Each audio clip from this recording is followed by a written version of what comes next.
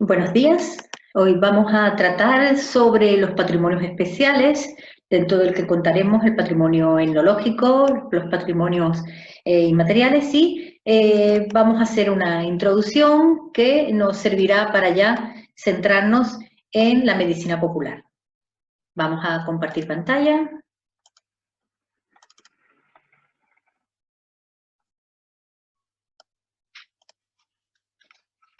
Bueno. Como bien lo dice, los patrimonios especiales nos indican de antemano que se trata de una tipología que en principio no responde a las mismas características con las que se identificaban, por ejemplo, el patrimonio material. Dentro del conjunto de manifestaciones y objetos nacidos de la producción humana que las distintas sociedades han recibido como parte de su herencia histórica y que en muchos casos son vistos como elementos significativos de su identidad como pueblo. Esta tipología tiene una enorme trascendencia e incluye pues la percepción que cada comunidad tiene de sí misma y el sentido que le da a su identidad. Las distintas teorías antropológicas y también arqueológicas otorgaron un nuevo valor a la cultura material más cotidiana. Cosas más o menos significativas que ha producido el hombre a lo largo de la historia para satisfacer, por ejemplo, sus necesidades, sus deseos y por lo general elementos derivados de su interrelación con el medio ambiente, es decir, con la supervivencia. Esto englobaría, por tanto, tanto los elementos materiales como los no materiales que han desarrollado los seres humanos. A partir de los años 60 se amplía el concepto del bien cultural hacia una idea más amplia, más antropológica, que incluye aspectos como la arquitectura popular, vamos a poner aquí la arquitectura popular, determinados patrimonios industriales, rutas que habían servido como medios de comunicación o de intercambio, paisajes culturales, sobrepasando esa idea del patrimonio como un conjunto histórico y superando los prejuicios ideológicos románticos nacidos del origen de la noción de lo patrimonial. Por primera vez se comienza, por tanto, a valorar aquellos espacios, aquellos elementos de las denominadas clases subalternas o, por ejemplo, clases indígenas, como parte de los bienes simbólicos compartidos y patrimoniales. Esto promueve, por una parte, la solidaridad y, por otro, la responsabilidad social para su protección, a la par que para su difusión. Pensar el patrimonio como un capital cultural nos lleva a asumir, en principio, y esto es un elemento que he mantenido vigente en casi todas las clases, es decir, me parece un tema fundamental, es algo que no es neutro, cuyos valores no son fijos, sino que hay que verlos como parte de un proceso social que implica una lucha material, una lucha simbólica por su apropiación y su selección. Las clases dominantes, hay que decir que siguen siendo, pues aquellas que definen qué bienes son superiores o qué bienes se consideran superiores con lo que ello implica, mientras las clases subalternas permanecen en los niveles más bajos de esas decisiones. Esto va más allá de las propias comunidades y tiene su espacio también en las mismas instituciones que las promueven y que los aceptan como tales. Al ampliarse el concepto de patrimonio cultural, se llega a la conclusión de que la materia no lo es todo. Nace el convencimiento de que el patrimonio está dotado de valores y de que esos valores pueden ser tanto materiales como inmateriales, por lo cual empieza a tenerse en cuenta ese otro patrimonio denominado como intangible, que es intocable, que es, en resumen, inmaterial. Dentro se encuentran las manifestaciones de las culturas tradicionales y populares, como por ejemplo también la arquitectura vernácula y también los denominados patrimonios etnográficos. El patrimonio etnográfico sería aquel que nace de la cultura tradicional y la cultura popular. Hoy se considera un patrimonio de una particular fragilidad que requiere de unos mecanismos muy específicos para conservarlo, valorando sobre todo las diferencias locales en las que éste se inscribe. Podríamos pensarlo como un conjunto de creaciones nacidas de y en una comunidad cultural que se fundamenta en las tradiciones y que son a su vez expresadas por determinados grupos. Tenemos, por ejemplo, entre ellos aquellos que han sido producidos culturalmente y que incluyen también aquellos que los producen, que los fabrican, es decir, sus portadores. Son además los espacios y los rituales desarrollados. Se entiende asimismo que suelen transmitirse de manera oral, por lo que su conservación es bastante compleja y que también se reproducen por imitación. Un ejemplo, pues la danza, los juegos, la mitología, los ritos, las costumbres, las artesanías.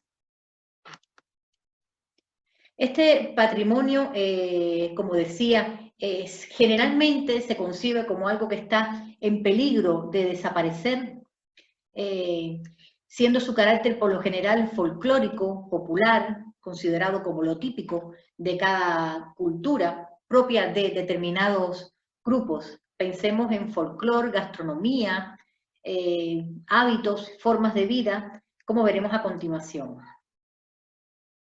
Bueno, entre esos materiales, entre esos patrimonios también tenemos una serie de patrimonios de tipo material, los bienes inmuebles, muebles, como por ejemplo molinos, bodegas y aquellos aperos de labranza, utensilios populares, artesanía, que durante mucho tiempo no fueron consideradas bienes patrimoniables, sino simplemente bienes de uso cotidiano. Bueno, estos bienes de carácter etnográfico son fundamentales no solamente por el uso cotidiano con el que han sido, por el uso que se les ha dado a lo largo de la historia, sino también por lo que significan para esas comunidades. La forma en la que se desarrollan, la forma en que se construyen, en que se crean, forman parte de esos conocimientos adquiridos, arraigados y que son transmitidos también de generación en generación. El proceso de patrimonialización no es algo, ya lo comenté en su momento, no es algo instantáneo, no es un proceso nacido de la nada, sino que tienen que darse determinadas condiciones para que un bien, un elemento material o inmaterial, sea reconocido por una sociedad o por una parte de esa sociedad como un bien cultural. Cargándole o otorgándole esa categoría de patrimonio cultural. Vamos a trabajar ahora algunos conceptos como el de pool virtual, que es algo fundamental. En este proceso de patrimonialización, un determinado bien X, del tipo que sea, es reconocido y durante ese proceso de elección y de selección se transforma, pasa de ser un simple bien a un bien reconocido por toda la sociedad. Ya Lloren Prat, en su texto de 1998, El concepto de patrimonio cultural, nos habla de esa parte inventiva, de esa parte creativa, de esa parte de invención que tiene la categoría de patrimonio cultural. Es una construcción social que legitima determinados elementos sobre otro y entiende que hay determinadas cosas que son auténticas y otras que no lo son. Y estos elementos pasan pues a convertirse en referentes contextualizados cuyos significados van por encima de otros. El pool virtual sería pues ese conjunto de elementos que se agrupan alrededor de tres criterios. Por una parte, el criterio de naturaleza, a la que consideran como algo indómito, es decir, una metáfora, reto de la libertad, algo difícil de imitar, algo salvaje, lleno de peligros, misterioso, que escapa al control humano y sobre todo al orden social. Por otra parte, la categoría de historia, que presta atención al pasado legendario, a un pasado recreado, que escapa también al control de los seres humanos del presente, y a la idea de genialidad, es decir, de algo que es excepcional, que es irrepetible y que convierte a ese elemento en algo que trasciende al resto de las creaciones de la humanidad. Todo lo que hay dentro de ese triángulo es lo que se considera de manera cotidiana, de manera normativa, como lo que es potencialmente patroniable, es decir, patrimoniable, con lo que ello implica, puesto que también hay muchas cosas que dejan de serlo. Otro concepto importante a la hora de hablar de lo que se considera o no un bien patrimonial es el concepto de autenticidad, un concepto además muy complejo, que se entiende como algo que es considerado verdadero, genuino, y de lo que hay pruebas. Es decir, la idea de autenticidad se opone a la idea de falsedad, de copia o de adaptación. Y en este antagonismo se delimita y se clasifica lo que es o no es auténtico en un momento concreto. Es, por tanto, en el contexto de los bienes patrimoniales, un bien genuino sería un bien que no está manipulado, que no está transformado, quizás no demasiado, por lo que queda ligado al concepto de integridad. Sin embargo, muchos elementos patrimoniales, perdón, muchas tradiciones, muchas costumbres, sí que se mantienen en constante construcción y reconstrucción, lo que hace que sea muy compleja que sean asumidas como tales. Si asumimos, por tanto, que el patrimonio es una invención, es decir, una construcción social, es bastante sencillo entender la relación que existe entre lo que es auténtico y lo que no, porque el propio concepto de autenticidad ya es un problema. Hay que recordar que lo que las personas crean es cambiante, es contextual, es histórico, es cultural, y dentro de esa amalgama de elementos es que entraría la categoría del auténtico. Generalmente se le atribuye autenticidad a un bien cultural cuyos materiales se pueden considerar como algo genuino, como algo original, lo que es bastante complicado a lo largo del tiempo. Es, por tanto, un concepto muy complejo, ya que por una parte implica que existe un acuerdo, que puede parecer sencillo, pero no lo es, sobre qué cosa es genuina y qué es lo que no lo es. Y por otra parte, salvaguardar la transmisión y recreación de los usos de eso que queremos mantener intacto y que queremos mantener de una manera originaria. Por ejemplo, los elementos patrimoniales, inmateriales, como pueden ser el uso de la medicina, de los elementos botánicos y de la medicina popular en Canarias, pues tenemos que esto es algo bastante complicado. Es, por tanto, un elemento muy subjetivo, cuyas evaluaciones pueden traer bastantes conflictos porque incluyen, pues, espacios como la identidad, el valor artístico o el valor técnico, el valor social, el valor educativo, el valor político, todos ellos espacios de relaciones, espacios de asociaciones y de vínculos muy subjetivos. Bueno, el mito de la originalidad, por otra parte, es algo tan cuestionable o tan complejo como el de autenticidad. Vamos a trabajar ahora el tema de la folclorización y la gentrificación como dos aspectos fundamentales que aluden, por una parte, en el caso de la folclorización, a la pérdida de esa autenticidad tan deseada, a esa supuesta integridad del bien patrimonial, y que hace referencia a un conjunto de creencias, prácticas y costumbres que son tradicionales de un pueblo o de una cultura. Pero si entendemos que el folclore es el cuerpo expresivo de una cultura compartida por un grupo particular de personas y que abarcan tradiciones, por ejemplo, músicas, bailes, leyendas, se trata también de un elemento que en muchos casos es también anónimo, es un elemento tradicional, colectivo, dinámico, en muchos casos regional, que nos ayudan a comprender la historia de un pueblo. El folclore es, por tanto, compartido, es transmitido de manera oral, es, como decía, anónimo. No podemos encontrar de manera común, no podemos encontrar a alguien que ha sido creador de determinada tradición folclórica. Por ejemplo, pensemos en determinados ritos ligados a las cosechas o en determinadas expresiones de identidad de un colectivo, ¿no? Por ejemplo, en el mundo rural.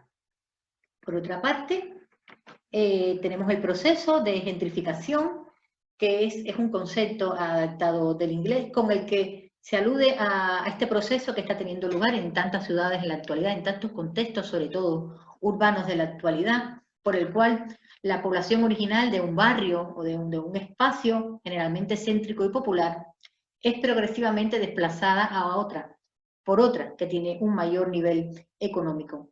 Todo esto implica la transformación no solamente del espacio que en algunos casos puede haber estado más o menos deteriorado, sino una nueva reconstrucción, una rehabilitación, por ejemplo, de edificios emblemáticos que provocan el aumento del coste de vivir en esos lugares.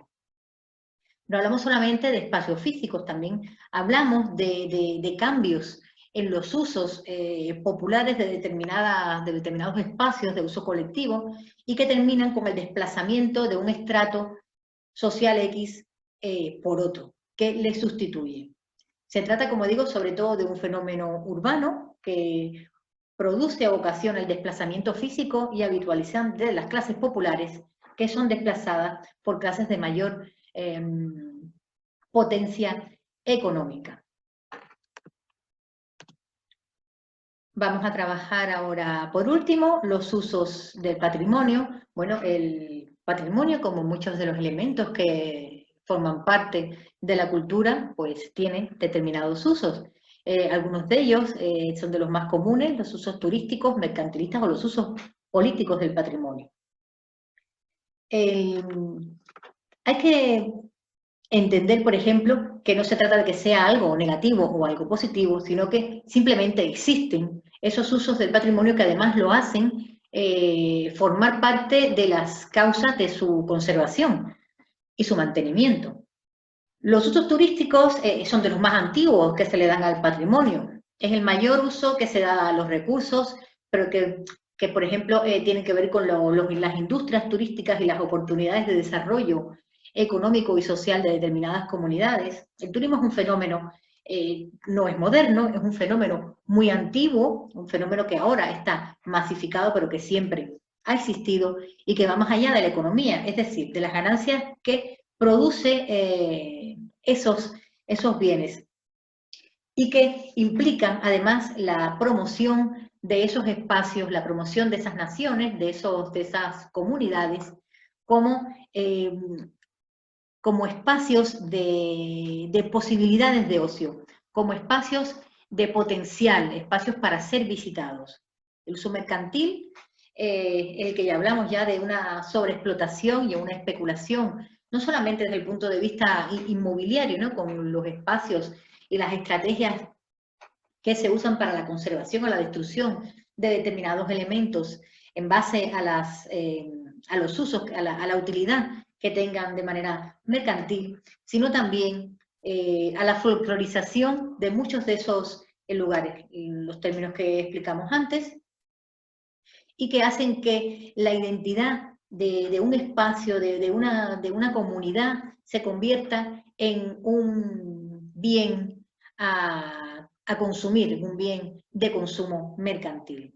Y por último, pero no menos importante, los usos políticos del patrimonio. Es importante recordar que las ideas iniciales con las que surge el patrimonio cultural tienen que ver con esa formación de las naciones y sus símbolos identitarios, sus saberes, sus monumentos, sus aspectos fundamentales que eran tomados como bandera, tomados como símbolos de identidades. En este contexto, el de la selección de determinados símbolos por encima de otros, por ejemplo, como parte de la identidad nacional, es fundamental. Aquellos que empiezan a tener protagonismo sobre otros que son eliminados o son abandonados por no considerarse representativos de una región. Un ejemplo lo tenemos en el uso de determinadas religiones en determinados contextos que son tomadas como banderas de identidad de unas naciones por encima de otras religiones, ¿no?